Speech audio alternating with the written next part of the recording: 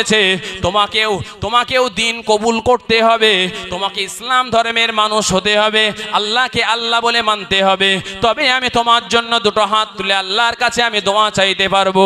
এমন সময়েতে ওই ব্যক্তিটা বলছে, হ্যাঁ হ্যাঁ আমি দিন কবুল করলাম, আমি ইমানের কলেমা পড়ে মুসলমান হয়ে গেলাম। এমন সময়েতে ইমানের কলেমা যখন পড়ে নিল, ইমানের কলেমা পড়ার পরেতে ছোট্ট বাচ্চাটা আল্লাহর কাছে দুটো হাত তুলে দোয়া করলো, এ রাব্বি আল্লাহ, আল্লাহ পাক রব্বুল ইজ্জাত ওয়াল জালাল, আল্লাহ পাক এই ব্যক্তির চোখে তুমি জ্যোতি ফিরিয়ে দাও। মুখ দিয়ে বলতে দেরি হয়েছে, রাসূল পাক জবানে বর্ণনা করেছেন, ছোট্ট বাচ্চার মুখ দিয়ে বলার সাথে সাথে আল্লাহ পাক রব্বুল ইজ্জাত ওয়াল জালাল ওই ব্যক্তির চোখে দৃষ্টি ফিরিয়ে দিয়েছে। আরো জোরে বলেন তাকবীর দেন, নারে তাকবীর। মুনাস সালাতা ওয়া মিম্মা রাযাকনাহুম ইউনফিকুন। قال النبي صلى الله عليه وسلم الإيمان بضع وسبعون شعبة فأفضلوها قول لا إله إلا الله وأدناها إماطة الأذى عن الطريق والحياء شعبة من الإيمان. قال النبي صلى الله عليه وسلم الحياء شعبة من الإيمان. قال الله تعالى في شأن حبيبه الكريم إن الله وملائكته يصلون على النبي يا أيها الذين آمنوا صلوا عليه وسلموا تسليما. اللهم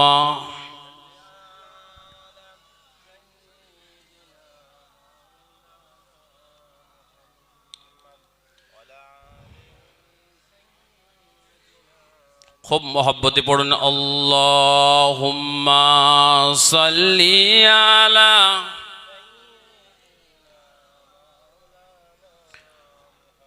ওয়ালা আলি সাইয়্যিদিনা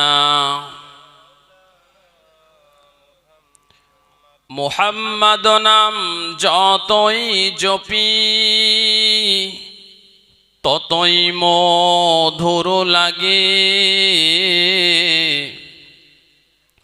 এই নামেতে এত মধু কে জানি তো আগে। আল্লাহুম্মা সাল্লি আলা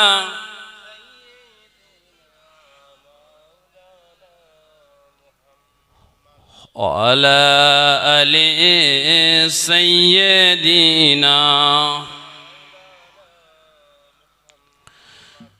তুমি যদি কভু দেখা দাও হে অনন্য, তবে হবেই হবে জীবন আমার ওগো ধন্য, তবে হবেই হবে জীবন আমার ওগো ধন্য। আবার রাসূল কারীম সাল্লাল্লাহু আলাইহি ওয়াসাল্লামের যদি আমাদের দেখা মেলে তাহলে আমাদের জীবন ধন্য হবে না? জি। তুমি যদি কভু দেখা দাও হে অনন্য, তবে হবেই হবে জীবন আমার ওগো ধন্য, তবে হবেই হবে জীবন আমার ওগো ধন্য।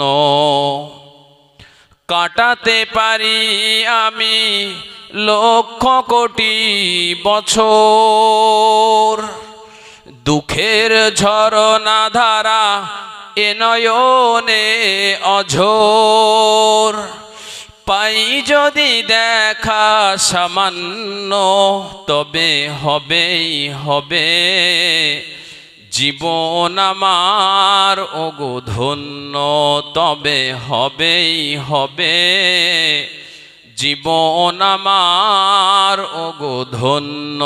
তুমি যদি কভু দেখা দাও হে অনন্য, তবে হবেই হবে জীবন আমার ওগো ধন্য, তবে হবেই হবে জীবন আমার ওগো ধন্য।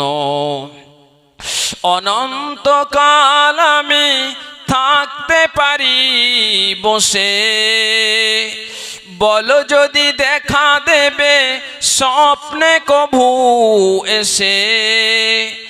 অনন্তকাল আমি থাকতে পারি বসে, বলো যদি দেখা দেবে স্বপ্নে কভু এসে। হোক না সে মরু অরণ্য, তবে হবেই হবে জীবন আমার ওগো ধন্য, তবে হবেই হবে জীবন আমার ওগো ধন্য। আল্লাহুম্মা সাল্লি আলা, খুব মহব্বতে পড়ুন, আলা আলে সাইয়্যিদিনা।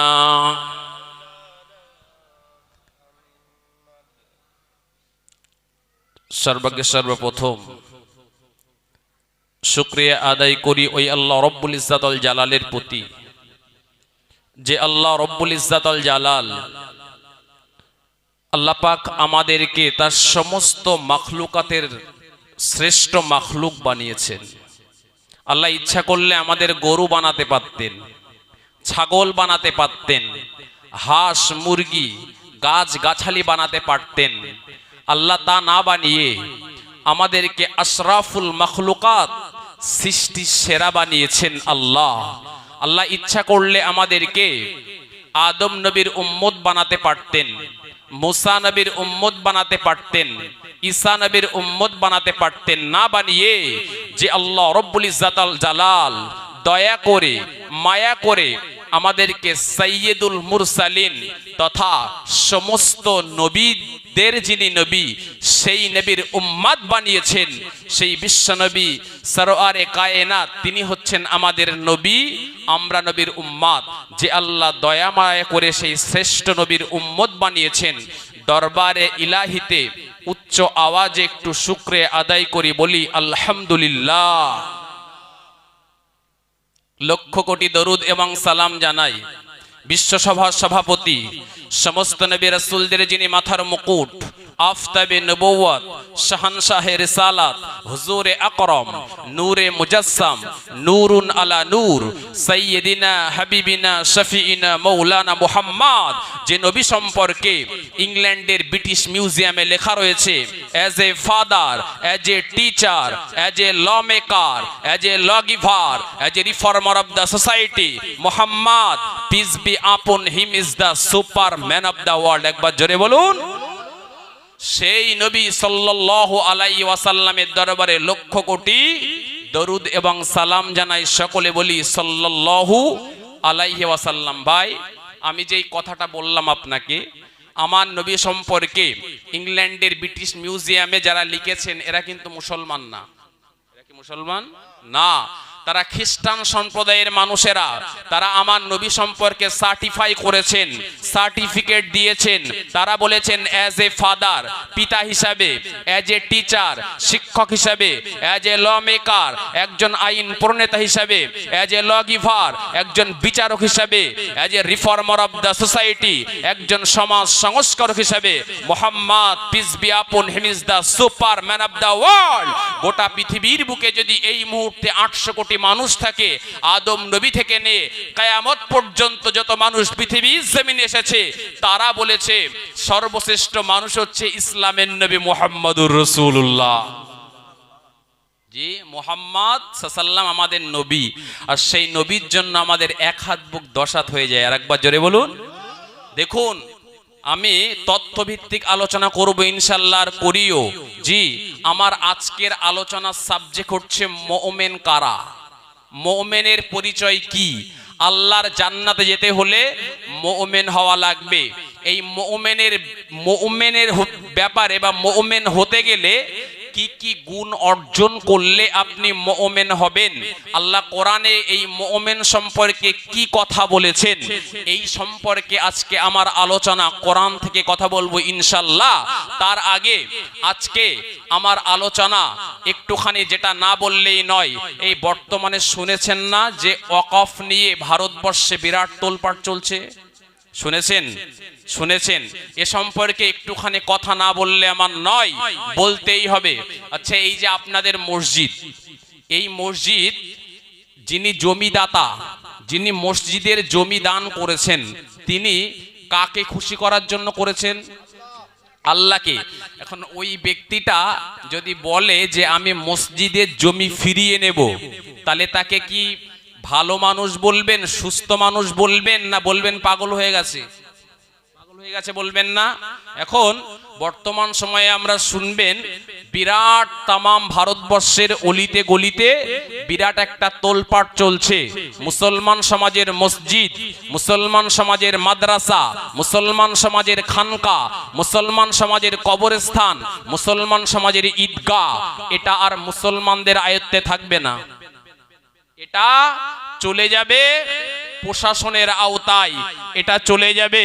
এবং শুধু প্রশাসনের আওতায় যাবে তাই নয়, আজকে যেমন আপনি ইচ্ছা করলেই মসজিদের কাজ করতে পারছেন কমিটির আলোচনা করে, তখন মসজিদের কোনো উন্নতিমূলক কাজ করে আপনি পারবেন না, এলাকার ডিস্ট্রিক্ট ম্যাজিস্ট্রেটের কাছে গিয়ে পারমিশন আনতে হবে। আচ্ছা, আপনারা কি চান যে আমাদের মসজিদ, মাদ্রাসা আর আমাদের কবরস্থান, যেখানে আমাদের বাপেরা আর মায়েরা শুয়ে রয়েছে, ওই কবরস্থান ফুটবল খেলার মাঠ হোক? আপনারা চান? যদি নাই চান, তবে প্রত্যেকটা অলিগলির মুসলমানদের সজাগ হতে হবে। বলুন ইনশাআল্লাহ। ইনশাআল্লাহ যখনই ডাক আসবে তখনই আমাদের সোচ্চার হতে হবে। কারণ এতদিন কেন্দ্রের শোষক সরকার এসে প্রথমে শুরু করলো 370 ধারা কাশ্মীরের বুকে তুলে দিয়ে হিন্দু মুসলমানের ভেতরে দাঙ্গা লাগাতে চেষ্টা করলো। তারপরে 3 তালাক বিল, সেটাও পাশ করলো। তারপরে করলো কি, এনআরসি থেকে শুরু করে, সিএ থেকে শুরু করে, এনপিআর থেকে শুরু করে, শুধু মুসলমানদের পিছনে কি করে কাটি মারা যায় এটা তাদের চিন্তা ভাবনা। এতদিন তারা ভারতবর্ষে আমরা নাগরিক হিসাবে থাকতে পারবো কিনা এর বিরুদ্ধে তারা কলম ধরেছিল, আর আজকে কলম ধরেছে মুসলমানের ইমানের বিরুদ্ধে। ঠিক বললাম না ভুল বললাম? জি, আজকে যদি বলে সফিরাবাদ এই মসজিদটা আপনাদের আয়ত্তে থাকবে না, এই ইবাদতখানা, আমরা মসজিদে নামাজ পড়তে যাই, তো এটা মুসলমানদের আয়ত্তে থাকবে না, এটা চলে যাবে তাদের আয়ত্তে। এটা কি মেনে নেওয়া যায়? মেনে নেওয়া যায়? কোশ্চিন কালেও মেনে নেওয়া যায় না। দেখুন, এখানে শিক্ষিত মানুষ অনেক রয়েছে। তো ভারতবর্ষের সংবিধান, কনস্টিটিউশন হচ্ছে সারা বিশ্বের ভেতরে সবথেকে বড় সংবিধান, সবথেকে বড় সংবিধান। এই ভারতবর্ষের আপনি সরকারি যে বইগুলো রয়েছে, বইয়ের পাতা খুলবেন, পাতার প্রথমে লেখা রয়েছে প্রিএম্বল অফ দ্য কনস্টিটিউশন, সংবিধান প্রস্তাবনা।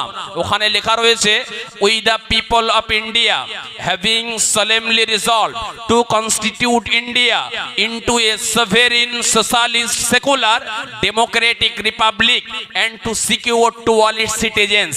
বাংলায় লেখা রয়েছে, আমরা ভারতের জনগণ ভারত সার্বভৌম, সমাজতান্ত্রিক, ধর্মনিরপেক্ষ, গণতান্ত্রিক, সাধারণতন্ত্র রূপে গড়ে তুলতে।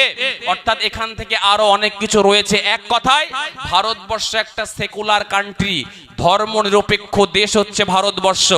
আর ভারতীয় সংবিধান আমাদের 6টা মৌলিক অধিকার দিয়েছে। কটা? 6টা। আজকে আমি অজ করব, আপনাদের দেশের আইন সম্পর্কে দুটো কথা বলে যাব, কারণ এগুলো আমাদের জানার দরকার আছে না নেই? অবশ্যই রয়েছে। নিচু স্তর থেকে আমাদের সজাগ হতে হবে যে 6টা অধিকার আমাদের সংবিধান দিয়েছে, আমাদের দেশ দিয়েছে। এই 6টা অধিকারের ভেতরে নাম্বার 1 অধিকার দিয়েছে সাম্যের অধিকার। কিসের অধিকার? সাম্যের অধিকার মানে আইনের দৃষ্টিতে লোয়ার টু আপার, গরিব মানুষ থেকে বড় লোক সবাই সমান। ইসলামেও সেম বিধান যে একটা ধনী মানুষ সে যদি লাস্টে যায় আর একটা গরিব মানুষ সে যদি প্রথমে গিয়ে জুম্মার দিন মসজিদের প্রথম কাতারে বসে, এই গরিব মানুষ বলে ধনী মানুষটাকে প্রথম কাতার থেকে তাকে উঠিয়ে দিতে পারবে? ইসলামে ধনী গরিবের ভেতরে পার্থক্য নাই, ইসলামে বংশের ভেতরে পার্থক্য নয়, রক্তের ভেতরে পার্থক্য নয়, সাদা কালোর ভেতরে পার্থক্য নয়, লম্বার বেটের ভেতরে পার্থক্য নয়। বিধান কার? আল্লাহর বিধান। আর ইসলাম হচ্ছে গোটা পৃথিবীর বুকে সবথেকে শ্রেষ্ঠ ধর্ম। শুধু তাই নয়, আল্লাহ কোরআনে বলেছেন ইন্না দীনা ইনদাল্লাহিল ইসলাম, আমি আল্লাহ বলছি আমার মনোনীত ধর্মের নাম ইসলাম। জোরে বলেন, আর একটু মন খুলে বলেন। শুধু তাই নয়, আমি আপনাকে আর একটু ধরিয়ে দেই। আমার আল্লাহ পাক রব্বুল ইজ্জাত ওয়াল জালাল কোরআন শরীফের ভিতরে বলে দিলেন, আমার নবী সম্পর্কে বললেন, হুয়াল্লাযী আরসালা রাসূলাহু বিল হুদা ওয়া দীনিল হাক্কি লিইয়ুযহিরাহু আলাদ দীনি কুল্লিহি। ও নওজওয়ানেরা, তরুণেরা, সফিরাবাদ এলাকার নওজওয়ানেরা, মুসলিমেরা, মুরব্বিয়ানে কেরামেরা, পর্দার অন্তরালে মা এবং বোনেরা, আমার আল্লাহ কোরআন শরীফের ভিতরে আমার নবী সম্পর্কে জানিয়ে দিলেন, হুয়াল্লাযী আরসালা রাসূলাহু বিল হুদা ওয়া দীনিল হক। আল্লাহ পাক রব্বুল ইজ্জাত ওয়াল জালাল আমাদের কাছে যে নবীকে পাঠিয়েছেন, এই নবীকে আল্লাহ আমাদের কাছে হেদায়েত দিয়ে পাঠিয়েছেন। জোরে বলেন, কি দিয়ে পাঠিয়েছেন? হেদায়েত দিয়ে। শুধু হেদায়েত দিয়ে পাঠাই নাই, পরে বললেন দীনিল হক, একটা সত্য ধর্ম দিয়ে পাঠালেন, আর সত্য ধর্মের নাম হচ্ছে ইসলাম। জোরে বলেন। তাহলে আল্লাহ প্রথমত মনে রাখুন, আল্লাহ আমার নবীকে হেদায়েত দিয়ে পাঠিয়েছেন, পরে বললেন ওয়া দীনিল হক, একটা সত্য ধর্ম দিয়ে পাঠালেন, পরে বললেন লিইয়ুযহিরাহু আলাদ দীনি কুল্লিহি। গোটা দুনিয়ার মুসলমানেরা, সফিরাবাদ এলাকার মুসলমানেরা, তোমরা শুনে রেখে দাও, জেনে রেখে দাও, আল্লাহ কোরআনে 1500 বছর আগে জানিয়ে দিয়েছেন অদূর ভবিষ্যতে এমন একটা দিন আসছে, সব ধর্মের উপরে আল্লাহ ইসলাম ধর্মের বিজয় ঘোষণা করবে। আরো জোরে বলে তাকবীর দেন, নারে তাকবীর, নারে তাকবীর। মনে রেখে দিও, গোটা পৃথিবীর বুকে যারা ভাবছো মুসলমানরা দুর্বল, যারা ভাবছো মুসলমানরা অসহায়, যারা ভাবছো মুসলমানের পায়ের তলায় মাটি নেই, মুসলমান হয়তো অর্থের দিক থেকে গরিব হতে পারে, কিন্তু এটা মনে রেখে দিও, আল্লাহর কাছে মনোনীত ব্যক্তিরাই মুসলমান। জোরে বলে। হ্যাঁ, অদূর ভবিষ্যতে আল্লাহর ঘোষণা, সামনে এমন একটা দিন আসছে যেদিন আল্লাহ ইসলাম ধর্মের বিজয় ঘোষণা করবে। এখন এই বিজয় ঘোষণা সেটা আপনার দ্বারা হবে কি আপনাকে ছাড়া হবে, এটা আপনার বিষয়। যদি আপনি মনে করেন আমি ইসলাম ধর্মের পথে থাকবো, ইসলামের রসুল যেটা বলেছেন, আল্লাহ যেটা বলেছেন সেটা মানবো, তবে আপনি ইসলামের পথে থাকলেন। যদি মনে করেন না আমি ইসলামের পথে থাকবো না, আপনাকে ছাড়া ইসলাম ধর্মের বিজয় হবে, তবে আপনাকে দিয়ে যদি ধর্মের বিজয় হয়, আপনার ঠিকানা হবে জান্নাত। আর আপনাকে ছাড়া যদি ধর্মের বিজয় হয়, আপনার ঠিকানা কোথায় হবে? এটাই আমার বক্তব্য আজকে।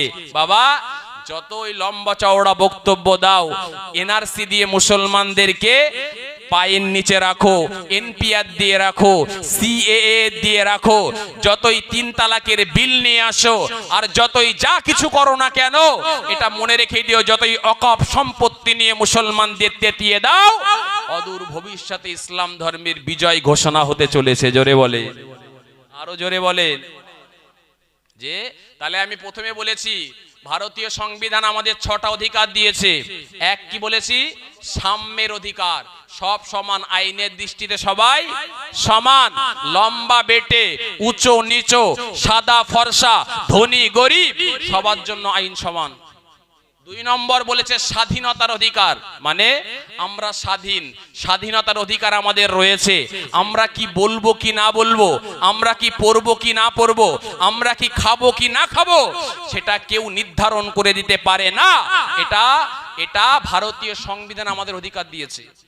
এই দেখেন না মাঝে মাঝে দেখেন যে গোমাংস খাওয়ার দরুন আর গোমাংস খাওয়ার অপরাধে সন্দেহে অমুককে পিটিয়ে মারা হয়েছে। শোনেন না শুনেছেন?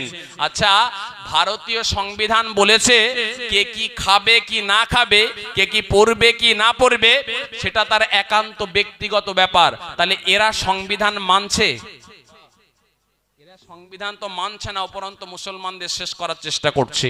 তাহলে একে আপনাকে বলেছি সাম্যের অধিকার, দুইয়ে বলেছি স্বাধীনতার অধিকার, তিনে বলেছি শোষণের বিরুদ্ধে অধিকার। আগেকার দিনে যেমন রাজারা প্রজাদেরকে মানে অল্প টাকার বিনিময়ে প্রচুর পরিমাণে খাটিয়ে নিত, আজকের দিনে এমন পর্যায়টা নেই। ভারতীয় সংবিধান বলেছে এমনটা করা যাবে না, কাউকে তুমি শোষণ করতে পারবা না। 14 বছরের কম বয়সী কোনো শিশুকে কলকারখানা কিংবা কোনো জায়গায় কাজে দেওয়া নিষেধ। 4 নম্বরে কথা বলছি। এবার হচ্ছে মেন পয়েন্টে আসুন। এবার বলেছে ধর্মীয় স্বাধীনতার অধিকার। কি অধিকার? আমি আমার মন গড়া কথা বলছি না, আপনি ফোন খুলুন আর বাড়িতে গিয়ে ক্লাস 1 to 10 এর সরকারি বইগুলো দেখবেন, প্রত্যেকটা বইয়ে লেখা রয়েছে এই মৌলিক অধিকারগুলো। শুধু আমি একটুখানি জানিয়ে দিতে চাইছি যে ধর্মীয় স্বাধীনতার অধিকার, ধর্ম পালন, মুসলমান মসজিদে গিয়ে নামাজ পড়বে, ঈদগায় গিয়ে নামাজ পড়বে, ধর্মীয় সভা করবে, মাদ্রাসা তৈরি করবে, মরণের পরে সে কবরস্থানে কবর দেবে। ইভেন ধর্মীয় যত ব্যাপার স্যাপার রয়েছে, এটা যেমন একদিকে আল্লাহর বিধান, ভারতীয় সংবিধান অধিকার দিয়েছে মুসলমানদের বিরুদ্ধে যেতে পারবা না। আজকের দিনে ওয়াকফ সম্পত্তিতে কেড়ে নিয়ে যারা মুসলমানদেরকে পায় গোলাম বানাতে চাইছে, ধর্মীয় ইবাদতখানাগুলো কেড়ে নিয়ে। আচ্ছা, এরা ঠিক বলছে না ভুল করছে? ভুল করছে কিন্তু মানছে না, ভুলও করছে কিন্তু মানছে না। তাহলে বলেছি আপনাকে কটা? প্রথমে বলেছে সাম্যের অধিকার, দুইয়ে বলেছে স্বাধীনতার অধিকার, তিনে বলেছে শোষণের বিরুদ্ধে অধিকার, চারে বলেছি ধর্মীয় স্বাধীনতার অধিকার, 5 সংস্কৃতি ও শিক্ষা বিষয়ক অধিকার, আর 6 নম্বর হচ্ছে শাসনতান্ত্রিক প্রতিবিধানের অধিকার। অর্থাৎ যদি এই অধিকারগুলো আপনি না বুঝে পান, আপনি হাইকোর্টে গিয়ে, সুপ্রিম কোর্টে গিয়ে এই অধিকার পাওয়ার জন্য আবেদন জানাতে পারে। আচ্ছা, এই যে অধিকারগুলো ভারতীয় সংবিধান আমাদের দিয়েছে, এগুলো ভালো না খারাপ? ভালো। কিন্তু আজকের দিনে শোষক সরকার এরা মুসলমানদের ওয়াকফ সম্পত্তিগুলো কেড়ে নিয়ে এরা ভাবছে যে আমরা যা ইচ্ছা তাই করব। মুসলমান কি মেনে নেবে? হ্যাঁ, মুসলমানের ইমানের জোশ বাড়বে। শরীরের এক ফোঁটা রক্ত থাকতে মুসলমানদের ইবাদতখানা, মসজিদ, মাদ্রাসা কোনোদিন ছাড়বে না। একবার জোরে বলে, আর একটু মন খুলে বলে তাকবীর দেন, নারে তাকবীর। সুতরাং আজকের এই সফিরাবাদ গ্রাম থেকে আমি ভারতের বর্তমান প্রাইম মিনিস্টার এবং ভারতের বর্তমান প্রেসিডেন্ট নরেন্দ্র মোদী এবং দ্রৌপদী মুর্মু ম্যাডামকে এখান থেকে আমি এই ছোট্ট গ্রাম হলেও জানাতে চাই, যেহেতু লাইভ চলছে, আমি বলতে চাই, I request to the prime minister of India Shri Narendra Damodar Das Modi and President of India Shrimati Droupadi Murmu ji to মানে এটাকে প্রত্যাহার করার জন্য, to resign this Waqf bill, এই ওয়াকফ বিলকে প্রত্যাহার করার জন্য এই ছোট্ট গ্রাম থেকে আমি আপনাদের কাছে আবেদন নিবেদন রাখলাম যে মুসলমানদের অন্তরে আঘাত দিয়ে, ভারতবাসীর অন্তরে আঘাত দিয়ে এই ধরনের কাজ করবেন না, কারণ এতে দেশের ক্ষতি। যে আচ্ছা বলেন দিন, মুসলমান আর অমুসলিমের ভেতরে যদি ফাটল তৈরি হয়, দেশের উন্নতি হবে না দেশের ক্ষতি হবে? দেশের ক্ষতি হবে না? তাহলে দেশের যখন ক্ষতি হবে, আমরা তো দেশের উন্নতি চাই, আমরা চাই দেশটা আরো দিনের পর দিন এগিয়ে যাক, দেশের অর্থনৈতিক পরিকাঠামো ভালো হোক। কিন্তু একের পর হিন্দু আর মুসলমানদের বিরুদ্ধে পিছনে যে খেলাগুলো করা হচ্ছে, এই খেলা করার যত খেলবে তত হিন্দুরা মুসলমানদের বিরুদ্ধে লড়বে, মুসলমানরা হিন্দুদের বিরুদ্ধে লড়বে, একটা সম্প্রদায় আর একটা সম্প্রদায়ের বিরুদ্ধে লড়বে। এতে দেশের অর্থনৈতিক পরিকাঠামো ভালো হবে না খারাপ হবে? নিশ্চয়ই খারাপ হবে। আমরা দেশের খারাপ চাই না, আমরা দেশের উন্নতি চাই। দেশ এখন যে অবস্থায় রয়েছে, আরো দেশের অবস্থা এগিয়ে যাক, আমরা এটা চাই। কিন্তু অতি দ্রুত যে ওয়াকফ বিল পার্লামেন্টে পাশ করার প্রয়াস চলছে, অতি দ্রুত যেন এটা প্রত্যাহার করা হয়। এটা ভারতের সমস্ত প্রশাসনের কাছে আজকের এই ছোট্ট মজলিস থেকে আমি আবেদন জানিয়ে গেলাম। তো এবার আমি আমার বক্তব্যে আসব, বক্তব্য ফিরবো। আমি বলেছি আপনাকে আলোচনা শোনাবো আজকে মুমিন কারা। মুমিন কারা? আমাদের জান্নাতে যেতে হলে আমাদের ভেতরে কিছু ফিচার্স তৈরি করতে হবে, কিছু গুণ তৈরি করতে হবে। সেই গুণগুলো কি কি এমন গুণ যে গুণগুলো তৈরি করলে আমরা জান্নাতে যেতে পারবো আর আল্লাহর কলমে আমরা মুমিন হতে পারবো ইনশাআল্লাহ। কোরআন থেকে আলোচনা করব।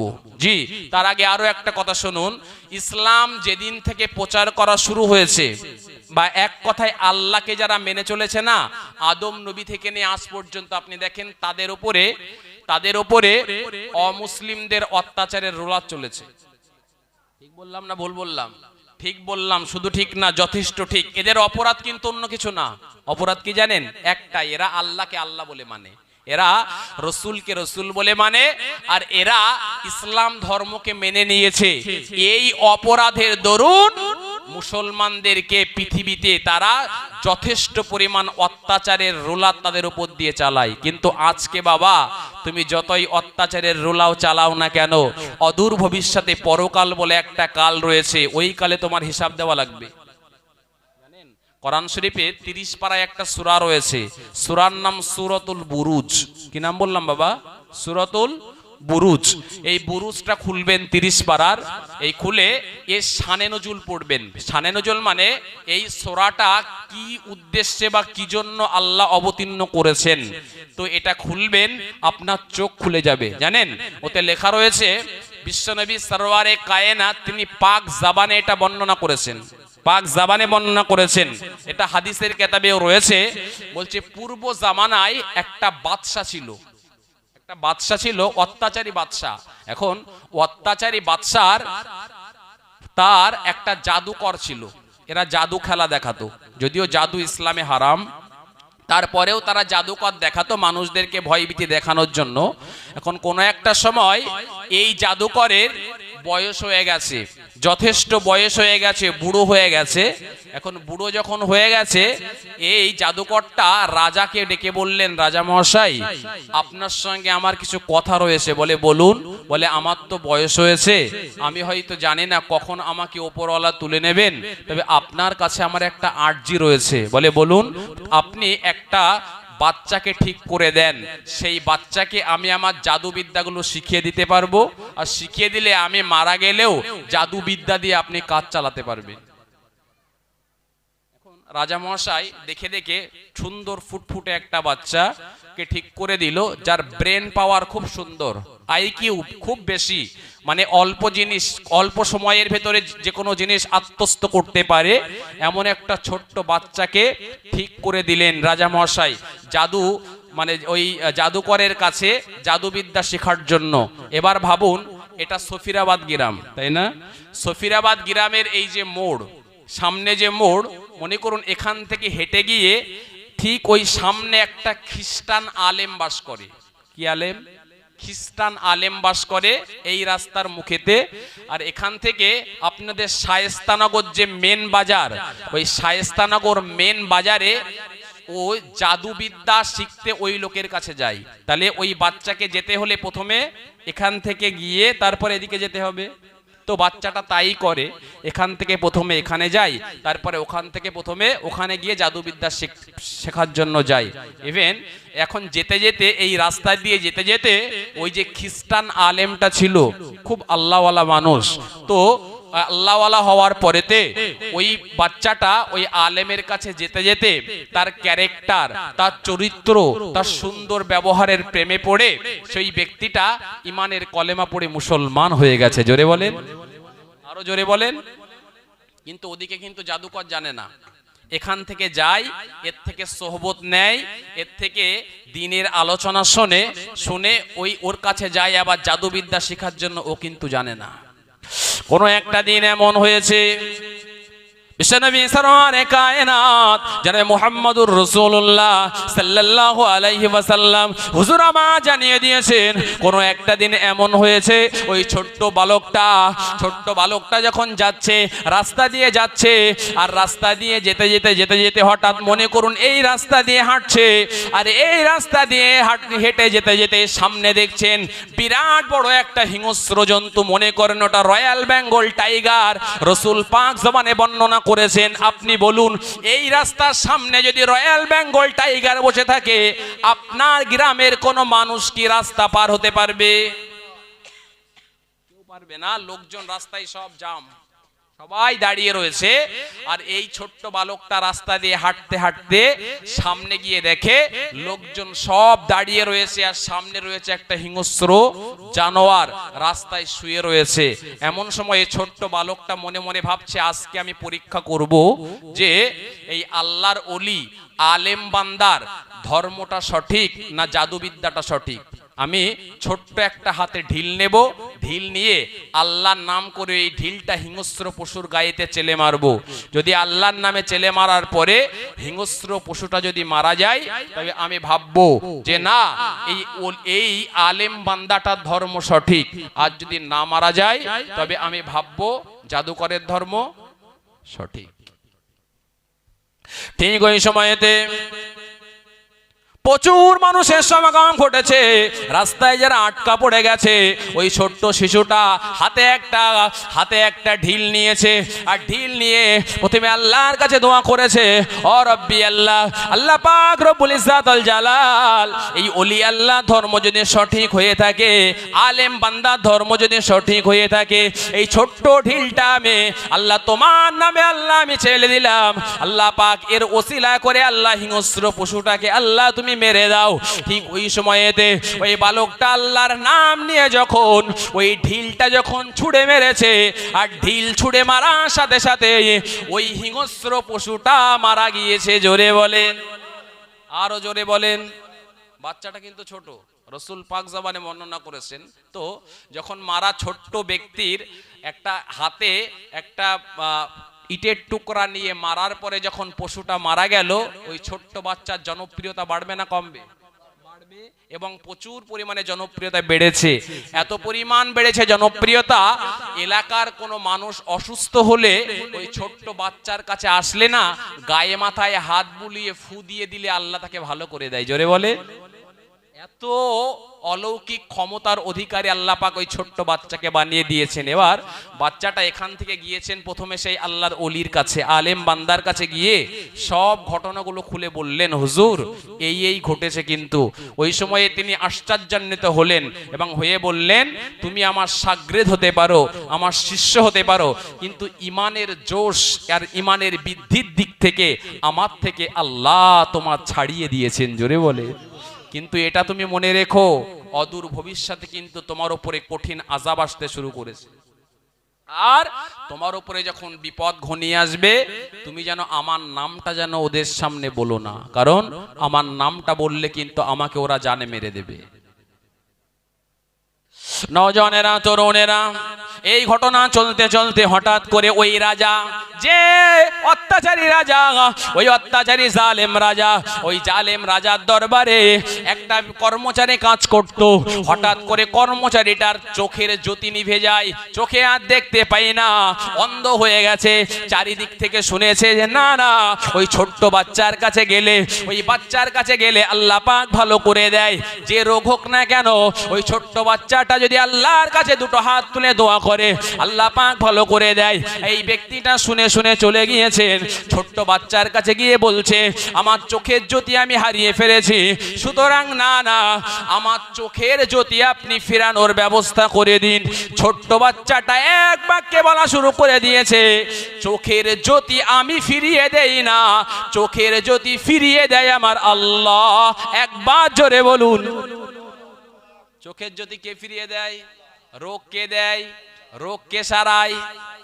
রোগ দেয়ও আল্লাহ, রোগ সারায়ও আল্লাহ। জানেন, মুসা নবী আলাইহিস সালাতু ওয়াস সালামের কাছে এক উম্মত এসে একদিন বলছে, নবী মুসা, আমার পেটে না ব্যথা করছে, পেটে ব্যথা করছে, আপনি একটা ওষুধের নাম বলে দিন না।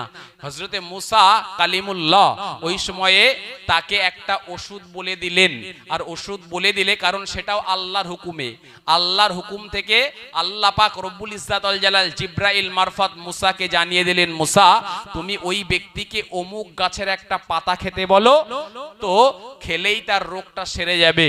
এখন ওই গাছের পাতা খেয়েছে, তার রোগটা সেরে গেছে, জোরে বলেন। এবং ঠিক তার কিছুদিন যেতে না যেতেই আর একটা উম্মাতের পেটের ব্যথা করছে এরকম। মুসা নবী সেই দিন আল্লাহকে আর জিজ্ঞাসা করেন নাই, এক বাক্যে সেই দিন ওই শেখ সেম গাছের পাতাটা খেতে বলেছেন, সেই দিন আর কোনো কাজ হয় না। মুসা নবী আল্লাহকে ডেকে বলছে, আল্লাহ আল্লাহ গতদিন কাজ হলো আর এই দিন কাজ হলো না কেন? ওই সময় আল্লাহ বলল, মুসা গতদিন ওই রোগ সারার জন্য আমার হুকুম ছিল, আজকে তো রোগ সারার জন্য আমার হুকুম নেই। রোগ দেয়ও আল্লাহ, রোগ সারায়ও আল্লাহ, দুটোর মধ্যখানে আল্লাহ একটা পর্দা রেখে দিয়েছেন। সুতরাং আল্লাহর হুকুম হলে বান্দার রোগ হয়, আর হুকুম হলে আল্লাহ সারিয়ে দেয়, জোরে বলে। আর এটাই হচ্ছে আমাদের ঈমান। তো রাজার দরবারে সেই লোক এসে ছোট্ট বাচ্চার হাতে পায়ে ধরে বলছে, আমার চোখের জ্যোতি ফিরিয়ে দাও। আর ছোট্ট বাচ্চাটা বলছে, আমি তো জ্যোতি ফেরাতে পারি না, জ্যোতি ফিরিয়ে দে আমার আল্লাহ। আরেকবার জোরে বলেন। ঠিক ওই সময়েতে ছোট্ট বাচ্চাটা ওই ব্যক্তিকে বলেছে, না না না, আমি তোমার জন্য আল্লাহর কাছে সুপারিশ করে দোয়া চাইতে পারি, একটা শর্ত রয়েছে, তোমাকেও দিন কবুল করতে হবে, তোমাকে ইসলাম ধর্মের মানুষ হতে হবে, আল্লাহকে আল্লাহ বলে মানতে হবে, তবে আমি তোমার জন্য দুটো হাত তুলে আল্লাহর কাছে আমি দোয়া চাইতে পারবো। এমন সময়েতে ওই ব্যক্তিটা বলছে, হ্যাঁ হ্যাঁ, আমি দিন কবুল করলাম, আমি ইমানের কলেমা পড়ে মুসলমান হয়ে গেলাম। এমন সময়েতে ইমানের কলেমা যখন পড়ে নিল, ইমানের কলেমা পড়ার পরেতে ছোট্ট বাচ্চাটা আল্লাহর কাছে দুটো হাত তুলে দোয়া করলো, হে রাব্বি আল্লাহ, আল্লাহ পাক রব্বুল ইজ্জাত ওয়াল জালাল, আল্লাহ পাক এই ব্যক্তির চোখে তুমি জ্যোতি ফিরিয়ে দাও। মুখ দিয়ে বলতে দেরি হয়েছে, রাসূল পাক জবানে বর্ণনা করেছেন, ছোট্ট বাচ্চার মুখ দিয়ে বলার সাথে সাথে আল্লাহ পাক রব্বুল ইজ্জাত ওয়াল জালাল ওই ব্যক্তির চোখের দৃষ্টি ফিরিয়ে দিয়েছে। আরো জোরে বলেন তাকবীর দেন, নারে তাকবীর, নারে তাকবীর। চোখের জ্যোতি ফিরিয়ে দিয়েছে। পরের দিন রাজার অফিসে গেছে, চোখে দৃষ্টি ফিরে পেয়েছে। রাজা তো দেখে অবাক, এই তুই না ছিলি অন্ধ, তুই তো চোখে দেখতে পাতিস নে, তো চোখের জ্যোতি কে ফিরিয়ে দিয়েছে? বলছে, চোখে দৃষ্টি কি করে ফিরে পালি? বলছে, চোখে আমার দৃষ্টি ফিরিয়ে দিয়েছেন আমার আল্লাহ। একবার জোরে বলুন। যেই বলেছে আল্লাহ, তেলে বেগুনে তেতে উঠেছে। বলছে, আল্লাহ মানে? তোর আল্লাহ তো আমি, তোর রব তো আমি। নাউজুবিল্লাহ বলেন। তোর আল্লাহ তো আমি, তোর রব তো আমি, তাহলে তোর আবার আল্লাহ মানে? তোর চোখের জ্যোতি আল্লাহ ফিরিয়ে দিয়েছে মানে? ওই সময়েতে নব্য মুসলিম, তার ইমানের জোশ এতটাই, রাজাকে বলল, রাজা তুমি শুনে রেখে দিও, জেনে রেখে দিও, শুধু আমি নয় আর তুমি নয়, আমার আর তোমাকে যে আল্লাহ তৈরি করেছেন, যে স্রষ্টা তৈরি করেছেন, আমি ওই আল্লাহর গুণগান করি, তোমাকে প্রভু আর রব হিসাবে 5 পয়সাও মানি না। একবার জোরে বলে। আচ্ছা, রাজা খুশি হবে না দুঃখ পাবে? দুঃখ পাবে না? ওর বিরাট বড় শখ জেগেছে, ও আল্লাহ হবে, শখ জেগেছে রব হবে, সব জেগেছে প্রভু হবে। এখন ওর সামনে যখন বলছে, তোর যে আল্লাহ তৈরি করেছে আমি তার মানি, আমাকে যে আল্লাহ চোখের দৃষ্টি ফিরিয়ে দিয়েছে আমি তার মানি, ও তত তেলে বেগুনে জ্বলছে, তত তেলে বেগুনে জ্বলছে। জ্বলতে জ্বলতে জ্বলতে জ্বলতে হঠাৎ একটা সময়ে খোঁজ খবর নিয়ে পেয়ে গেল এই সব কিছু ঘটনা ঘটাচ্ছে ছোট্ট বালকটা। কে ঘটাচ্ছে? ছোট্ট বালকটা। ছোট্ট বালককে ডাক ডেকে বলছে, এই তোর রব কে রে? বলছে, আমার রব আল্লাহ। তোর রব আল্লাহ মানে? এই এলাকায় আমি হচ্ছে সবার আল্লাহ। নাউজুবিল্লাহ বলেন। আমি হচ্ছে সবার রব, আমি হচ্ছে সবার প্রতিপালক, তোর আবার আল্লাহ আছে নাকি? বলে, হ্যাঁ, তুমি শোনো, তোমাকে আর আমাকে যে আল্লাহ তৈরি করেছে না, আমি ওই আল্লাহর ইবাদত করি। একবার জোরে বলেন। রাজা বলল, তোকে AK-47 দিয়ে তোর বুক ঝাঁঝরা করব, তোকে মেরে ফেলবো, হুমকি দিল, ধমকি দিল, শেষ করে দেব, এই করব সেই করব। তারপরেও বলল তুমি আমাকে যাই করো না কেন, আমাকে দিন থেকে একটা বারের জন্য ফিরাতে পারবা না। আর একবার জোরে বলেন। ও বাপ, এদের ইমানের জোশ কেমন ছিল? এত মজবুত, মরণের হুমকি ধমকি দিচ্ছে, মেরেও ফেলছে, তাও বলছে এত ইমানের স্বাদ পেয়েছেন, তারপরেও বলছে যে না, আমি এই ধর্ম ছাড়তে রাজি নই। এমন সময় এদের রাজা মহাশয় ভাবলো এ ছোট্ট বাচ্চাকে আর বাঁচিয়ে রাখা যাবে না, একে যে কোনো উপায়ে মেরে ফেলতে হবে। শতখানেক লোক জোগাড় করলো, শতখানেক লোক জোগাড় করার পরেতে শতখানেক লোককে নিয়ে পাঠিয়ে দিল, চলে যাও চলে যাও, পাহাড়ের ওপরে নিয়ে চলে যাও, আর পাহাড়ের ওপরে নিয়ে গিয়ে ওই পাহাড়ের ওপর থেকে ছোট্ট বাচ্চাকে ছেলে ফেলে দাও, ওখান থেকে পড়তে পড়তে যেন ওই বাচ্চাটা মারা যায়। এমন সময়ে ছোট্ট বাচ্চাকে নিয়ে পাহাড়ের ওপরে চলে গেছে, ওই বাচ্চাকে মেরে ফেলবে, ওখান থেকে ছেলে ফেলবে, নিচে পর্যন্ত পড়তে পড়তে ওই বাচ্চাটা মরে যাবে। ছোট্ট বাচ্চাটা দুটো হাত তুলে আল্লাহর কাছে দোয়া করে, এ রাব্বি আল্লাহ, আল্লাহ পাক, যদি আমি যে ধর্ম কবুল করেছি ওই ধর্ম যদি সত্য হয়ে থাকে, ওই ধর্ম যদি হক হয়ে থাকে, আল্লাহ পাক আপনার কাছে আমার আর যে একটাই, আল্লাহ পাক রব্বুল ইজ্জাত ওয়াল জালাল, আর ওই ধর্ম পালন করার কারণে আল্লাহ এরা আমার মারতে চেয়েছে, আল্লাহ আপনি এদেরকে শেষ করে দিন। মুখে বলতে দেরি হয়েছে, পাহাড়ে কম্পন তৈরি হয়েছে, আর কম্পন তৈরি হওয়ার পরেতে যারা ওকে মারতে নিয়ে গিয়েছিল তারা ওখান থেকে সব পড়ে গিয়ে মৃত্যুবরণ করলো। ছোট্ট বাচ্চার পশমের একটাও ক্ষতি হয়নি। ছোট্ট বাচ্চাটা দৌড়াতে দৌড়াতে রাজার সামনে এসে বলছে নারাই তাকবীর, আল্লাহু আকবার, জোরে বলেন, আরো জোরে বলেন। রাজার সামনে এসে আবার আল্লাহর গুণগান দিচ্ছে, বলছে তুই মরিসনি, এই তোর মারার জন্য এতটা লোক ফিট করলাম, তুই মরিসনি? বলল আমি মরবো, আমি মরবো। তো আল্লাহ পাক যদি আমার নসিবে মরণ না লিখে রাখে, তুমি আমার যতই চেষ্টা করো আমাকে মারতে পারবা না কোশ্চিন কালের জন্য। এমন সময় রাজা ঠিক করলে একে যে কোনো উপায় মারতেই হবে। কি করলো?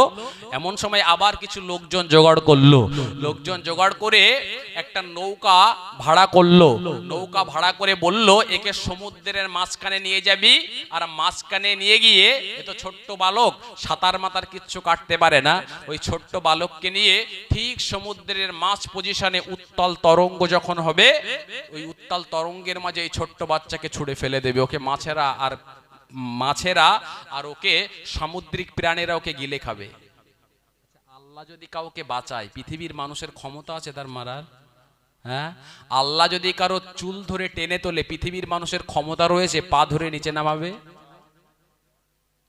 নওজওয়ানেরা, তরুণেরা ঠিক ওই সময়েতে আবার সমুদ্রের বুকে নিয়ে গেল, আবার বেশ কিছু মানুষ সমুদ্রের বুকে নিয়ে গেল, সমুদ্রের মাঝ পজিশনে নিয়ে চলে গেল, উত্তাল তরঙ্গ শুরু হয়েছে।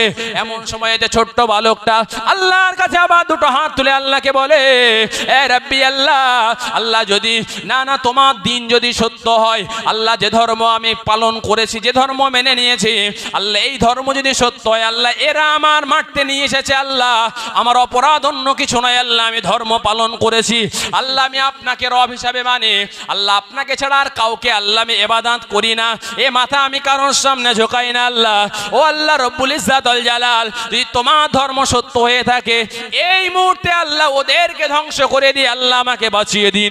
এমন সময়েতে উত্তাল তরঙ্গের মাঝখানে পুরো নৌকা ভরাডুবি হলো, সবাই ওই জায়গায় উত্তাল তরঙ্গের মাঝে পড়ে সবাই মারা গেল।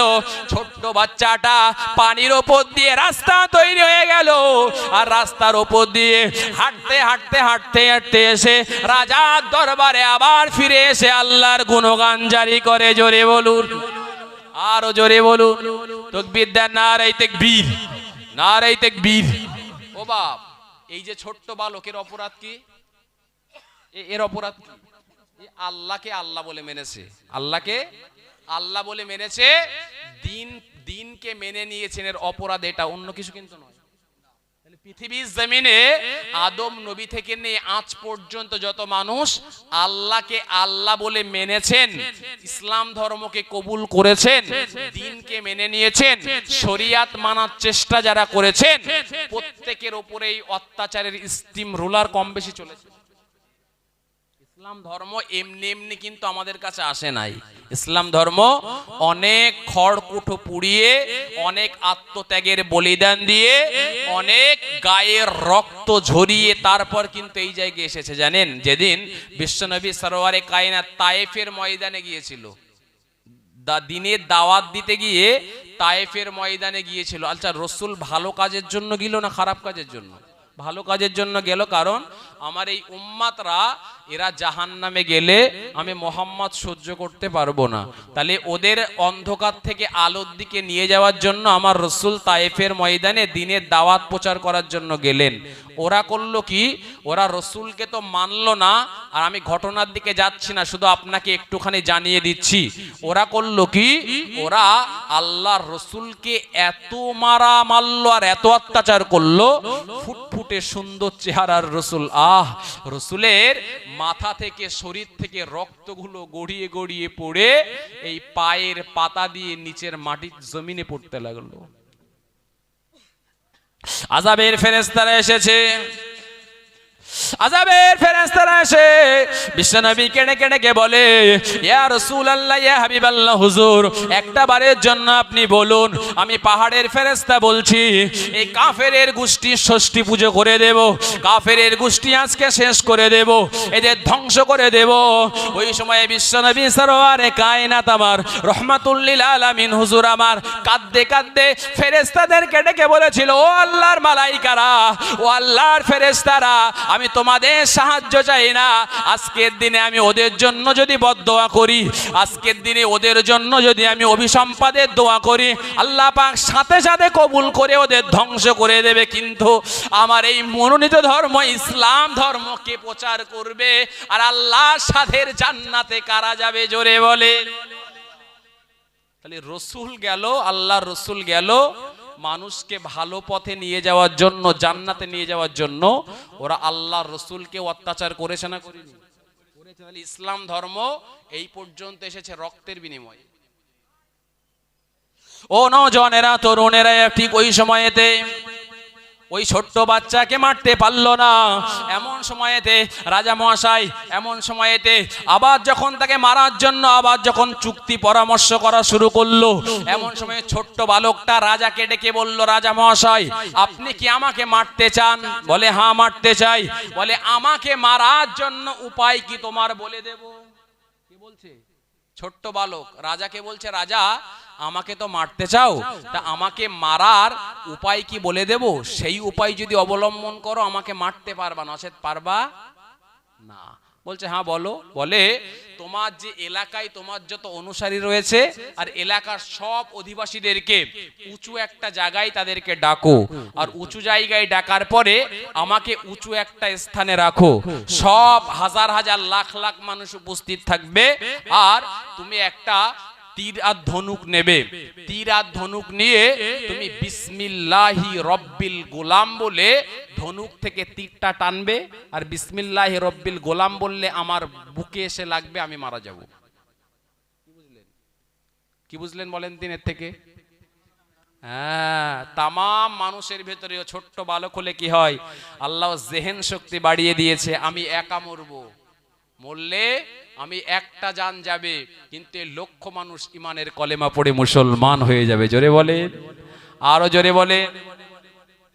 তো ও রাজামশাই সেটাই সম্মতি দিল যে হ্যাঁ, আমি আমার এলাকার সব লোককে এক জায়গায় করে ডাকছি, ডেকে উঁচু একটা জায়গায় তোমার রেখে বিসমিল্লাহি রব্বিল গোলাম, বিসমিল্লাহ মানে কি, আল্লাহর নামে শুরু করছি এই কাজটা, রব্বিল গোলাম মানে রব্বিল গোলাম, যে আল্লাহ রব্বুল ইজ্জাত ওয়াল জালাল, ওই গোলামের রব। একবার জোরে বলেন, আল্লাহ তোমার এই বান্দাকে বা তোমার গোলামকে মারার জন্য বিসমিল্লাহ বলে আমি তীর টানছি, এর বদলে তাকে মেরে দিও।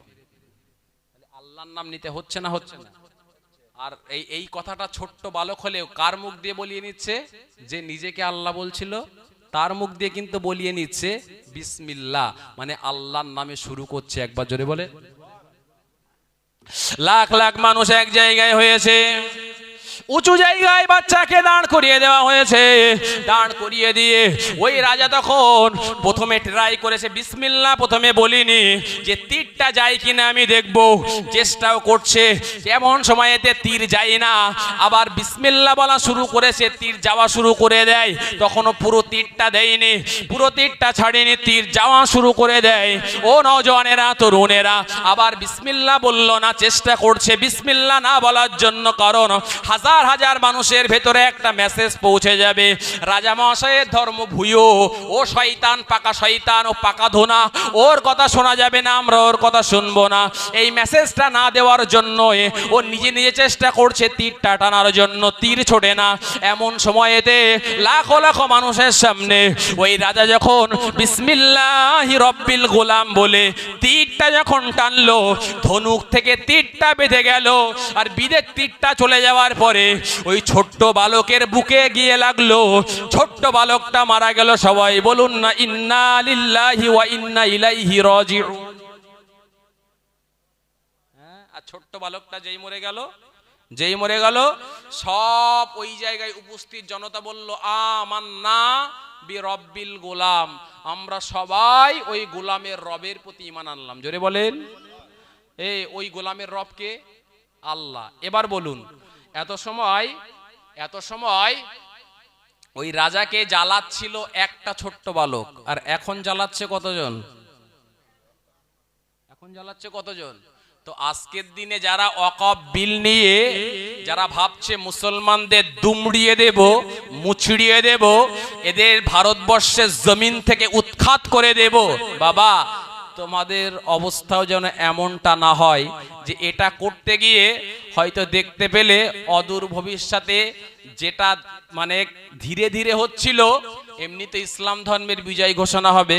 বাবা একটু দেখো, ভেবে চিনতে দেখো, হয়তো একসঙ্গে সবাই যেন ইসলামে ঝাঁপিয়ে না পড়ে। জোরে বলেন, আরো জোরে বলেন। আল্লাহ পারে না। ওই আল্লাহর নামে একটু উচ্চস্বরে তাকবীর ধ্বনি দিন তো, নারায়ে তাকবীর, নারায়ে তাকবীর। মহান ইসালে সওয়াব মাহফিল, নারায়ে তাকবীর।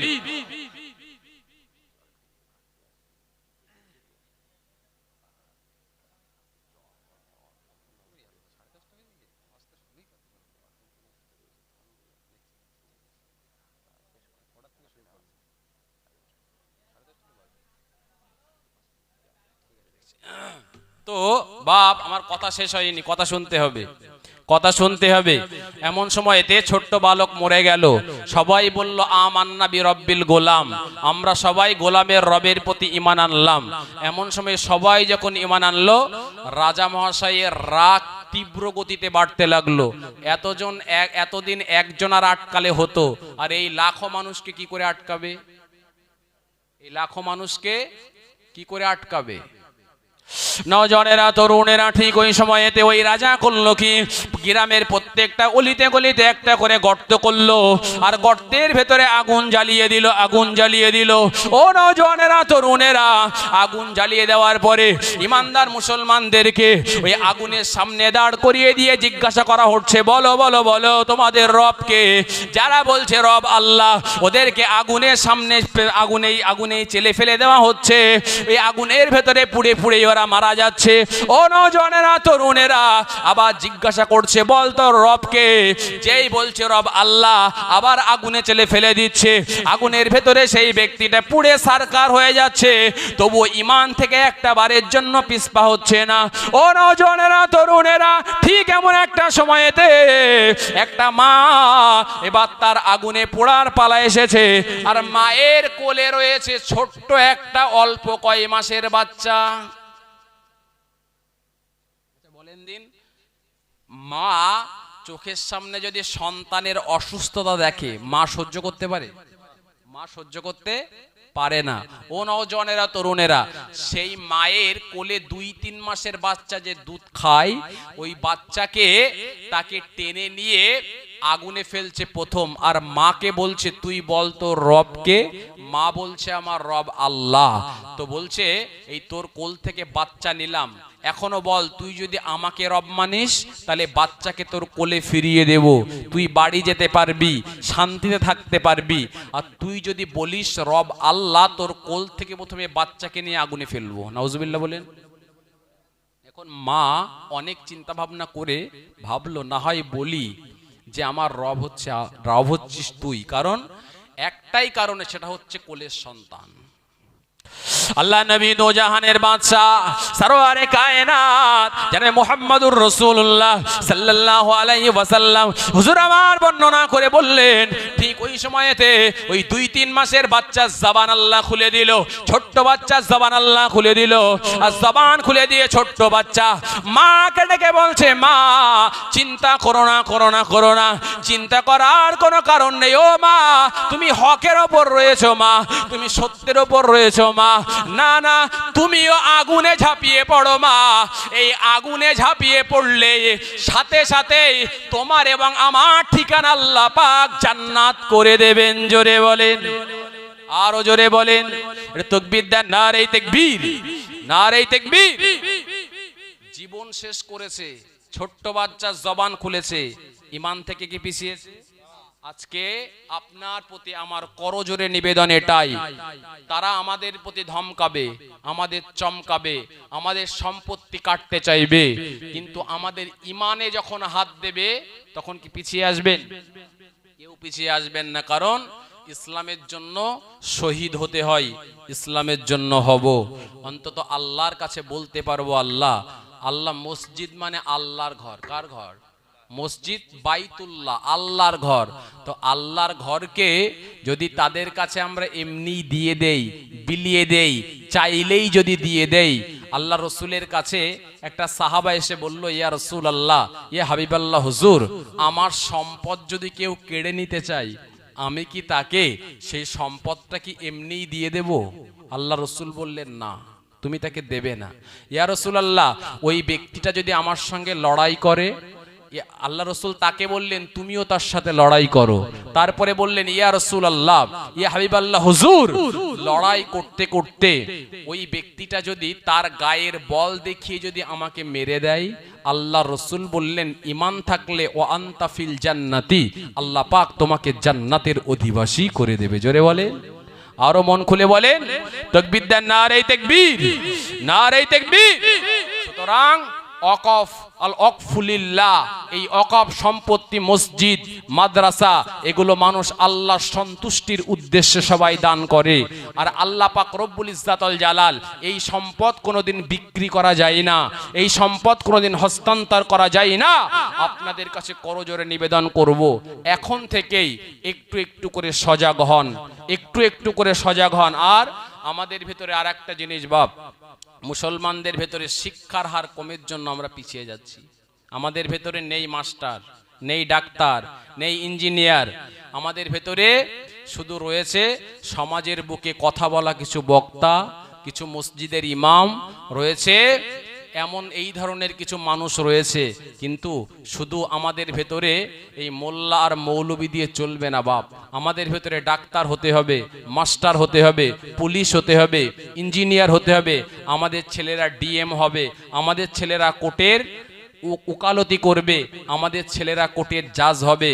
তবেই তো একটা ছেলের ভেতরে, যখন মুসলমান ছেলের ভেতরে না, যখন আল্লাহর ভয় থাকবে যে এর দরুন পরকালে আল্লাহর কাছে আমার হিসাব দিতে হবে, তখন বিচার দিতে গেলে না মনের মতো আর দেবে না, দেবে? তখন তার মন সব সময় চাইবে এই কাজের জন্য। পুলিশ যদি মুসলমান ঘরের ভালো সন্তান হয় না, সে কোশ্চিন কালের জন্য ঘুষ খাবে না। কারণ কি জানেন? তার ভেতরে রয়েছে আল্লাহর ভয়। সে মনে মনে ভাববে আল্লাহ রসুল ঘুষ খেতে নিষেধ করেছেন, আল্লাহ রসুল সুদ খেতে নিষেধ করেছেন, ঘুষ খেতে নিষেধ করেছেন। সে মনে মনে ভাববে আজকে যদি আমি ঘুষ খাই, পরকালে আল্লাহ আমার ছাড়বে না, আল্লাহ রসুলের অভিসম্পাত আমার উপরে পড়বে। তাহলে আমাদের ভেতরে যখন মাস্টার হবে, ডাক্তার হবে, উকিল হবে, জাজ হবে, ইঞ্জিনিয়ার হবে, প্লেনের ট্রেনের পাইলট তৈরি হবে, যখন সায়েন্টিস্ট তৈরি হবে আমাদের ভিতর থেকে, তখনই কিন্তু আবার একটা সুস্থ সমাজ তৈরি করা সম্ভব। ঠিক বললাম না ভুল বললাম? ঠিক বললাম। তো আল্লাহর হস্তে 10:30 বাজে, 10:30 বাজে, 11:30টার ভেতরে ইনশাআল্লাহ আলোচনা শেষ হবে। আল্লাহ যদি চাহেন 11:30টার ভেতরে আলোচনা শেষ হবে। টুকটুক করে কথা বলবো। তার আগে বাপ আমি আপনাকে বলেছিলাম যে মুমিনের পরিচয় শুনতে হবে। মুমিন কারা? আল্লাহ কোরআনে কি বলেছেন? ইন্নামাল মুমিনুনা আল্লাযীনা ইযা যুকিরাল্লাহু ওয়াজিলাত কুলুবুহুম। আল্লাহ 1 নম্বরে বললেন মুমিন ওরা আল্লাযীনা ইযা যুকিরাল্লাহু ওয়াজিলাত কুলুবুহুম, যাদের সামনে আল্লাহর নাম স্মরণ করলে ওদের কলবটা আল্লাহর ভয়েতে কেঁপে ওঠে। জোরে বলেন। এবার আপনি আপনার বিবেকের কাছে জিজ্ঞাসা করে দেখুন, আপনার সামনে আল্লাহর নাম নিলে, আল্লাহর আযাবের ভয়ের কথা বললে, পরকালের হাসরের ভয়ের কথা বললে, মিজানের ভয়ের কথা বললে, জাহান্নামের ভয়ের কথা বললে আপনার কলবটা আল্লাহর ভয়েতে কেঁপে উঠছে কিনা একটাবার এটা আপনাকে ভাবতে হবে। 2 নম্বর বললেন ওয়াইদা তুলিয়াত আলাইহিম আয়াতুহু যাদাতুহুম ঈমানা। মুমিন ওরা যাদের সামনে আল্লাহর কোরআনের আয়াতগুলো তেলাওয়াত করলে যাদাতুহুম ঈমানা, আল্লাহ পাক ওদের ঈমানটা বাড়িয়ে দেয়। জোরে বলেন। তাহলে 1 নম্বরে বলেছি আপনার সামনে যদি কবরের ভয়ের কথা বলা হয়, আপনার সামনে যদি হাসরের ভয়ের কথা বলা হয়, আপনার সামনে যদি মিজানের ভয়ের কথা বলা হয়, জাহান্নামের ভয়ের কথা বলা হয়, আর পরকালের ভয়ের কথা বলা হয়, এই ভয়ের কথা বললে যদি আপনার কলবটা কেঁপে ওঠে তবেই আপনি মুমিন। 2 নম্বরে বললেন আপনার সামনে কোরআনের আয়াত তেলাওয়াত করলে, কোরআনের ব্যাখ্যা করলে, কোরআনের বিশ্লেষণগুলো করলে যদি আপনার ঈমান বেড়ে যাই তবেই আপনি মুমিন। আর 3 নম্বর হলো ও আলা রাব্বিহিম ইয়াতাওয়াক্কালুন, সব সময় ভরসা করতে হবে আল্লাহর উপরে। জোরে বলেন। ভরসা করতে হবে কার উপরে? আল্লাহর উপরে। দুনিয়ার মানুষের উপরে ভরসা নয়, ভরসা করতে হবে দুনিয়ার মানুষকে যে আল্লাহ তৈরি করেছেন ওই আল্লাহর উপরে ভরসা করতে হবে। 4 নম্বরে বললেন আল্লাযীনা ইউকিমুনাস সালাত। 4 নম্বরে বললেন যারা কিনা নামাজকে কায়েম করে, 5 ওয়াক্ত নামাজ যারা পড়ে, নামাজের হেফাজত যারা করে, দায়িত্ব সহকারে যারা নামাজকে আদায় করে, আল্লাযীনা ইউকিমুনাস সালাত, এরাই হচ্ছে প্রকৃত মুমিন। আর 5 নম্বরে বললেন ওয়ামিম্মা রাযাকনাহুম ইউনফিকুন, আল্লাহ পাক আমাদেরকে যে সম্পদ দান করেছে, আল্লাহ দেওয়া সম্পদ থেকে যারা সেই সম্পদকে আল্লাহর রাস্তায় দান করে, আল্লাহ পাক বললেন এরা মুমিন। জোরে বলেন। আরো জোরে বলেন। তাহলে এই 5টা গুণ আমাদের ভেতরে তৈরি করতে হবে। কটা গুণ? 5টা গুণ। আল্লাহ বললেন এই 5টা গুণ থাকলেই উলাইকা হুমুল মুমিনুনা হক, এই 5টা গুণ থাকলেই তারা হচ্ছে প্রকৃত মুমিন, প্রকৃত ঈমানদার। আর একবার জোরে বলুন। ও নওজওয়ানের তরুণেরা, বক্তব্য আমি আর বাড়াবো না। এদিকে কমিটির ভাইয়েরা বলেছেন যে আপনাদের মসজিদের জন্য কিছু কাজ অসম্পূর্ণ রয়েছে, ঈদগাহের জন্য। ঈদগাহ মানে সেটাও ঈদগাহ